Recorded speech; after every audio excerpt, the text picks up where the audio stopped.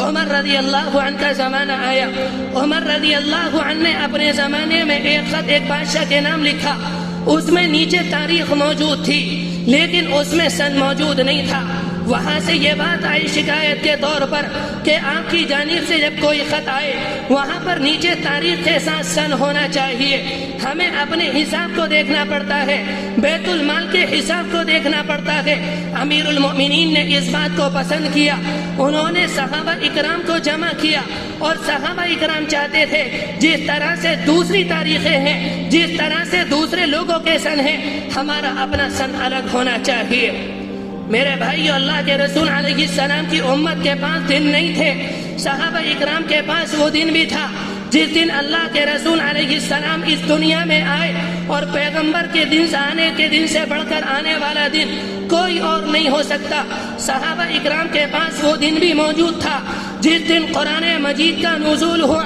دنیا کے اہل کتاب کانپ گئے اور وہ یہ سمجھ گئے کہ اب دنیا کی ساری خیریں ان کے پاس چلی گئیں اور ہم ہمیشہ کے لیے محروم ہو گئے. انہیں یہ بات معلوم تھی کہ فتح مکہ کے موقع پر دہشت گردی ذلیل ہوئی, فرقہ پرستی ذلیل ہوئی. یہ نہتے صحابہ اکرام جن کے پاس گھر نہیں تھا, جن کے پاس رہنے کو مکان نہیں تھے, جن کے پاس کھانے کو کھانا نہیں تھا, انہوں نے دشمنوں کی ایذا سے پریشان ہو کر اللہ کے رسول کے حکم کے بعد مدینہ منورہ کی ہجرت کی تھی.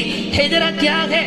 ہجرت اللہ پر اعتماد کو کہتے, اللہ پر توکل کو کہتے, اللہ کے لیے سب کچھ چھوڑ کر آخرت میں سب کچھ پا لینے کا نام یہ ہجرت کہلاتا ہے. صحابہ اکرام مدینہ منورہ ہجرت کرنے لگے.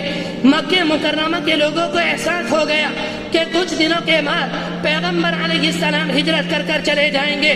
یہاں یہ ہمارے قابو میں نہیں, مدینے میں انہیں کوئی روکنے والا نہیں ہوگا. انہوں نے آپس میں یہ بات طے کی کہ پیغمبر کو مکے سے نہیں نکلنے دیا جائے گا, بلکہ نکلنے سے پہلے نعوذ باللہ پیغمبر علیہ السلام کو شہید کر دیا جائے گا.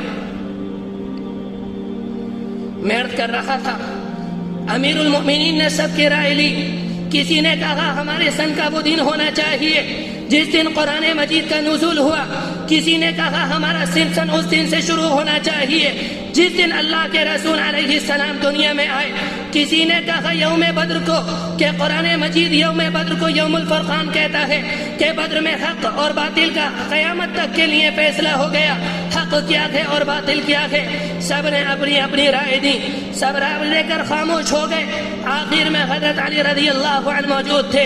انہوں نے کہا امیر المؤمنین میری بھی ایک رائے ہے. میری رائے یہ ہے ہمارے سن کا آغاز اس دن ہونا چاہیے جس دن اللہ کے رسول علیہ السلام نے اللہ کے دین کی اشاعت کے لیے, خدا کے پیغام کو عام کرنے کے لیے, انسانوں کو جہالت سے نکالنے کے لیے, انسانوں کو جہنم سے بچانے کے لیے, انسان کو جنت کے راستے پر لانے کے لیے مکہ مکرمہ میں دشمنوں کے ایذا کے بعد, دشمنوں کی ایذا سے پریشان ہو کر اللہ کے حکم سے یہ فیصلہ کیا تھا اب مکے کو چھوڑنا ہے.